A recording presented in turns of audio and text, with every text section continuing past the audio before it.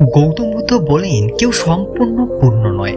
আমরা ভুল করে ফেলি, খারাপ কথা বলে ফেলি, খারাপ জিনিস করে ফেলি, আমরা পড়ে যাই, আবার উঠে যাই, আবার আমরা এগিয়ে যাই। বাস এটা মনে রেখো, এটাই জীবন। কেউ আমাদের নিন্দা করে, কেউ আমাদের মিথ্যা কথা বলে, আমাদেরকে বকা দেয় এবং আমাদের ধোঁকাও দেয়। তখন আমরা তাকে আমাদের দুঃখের কারণ মনে করি, কিন্তু তারা আমাদের দুঃখ দেয় না, কেননা সে নিজেই দুঃখী এবং অশান্ত। এই জন্য তুমি তাতে আঘাত পেও না, এটা তাদের রূপ মনে করো।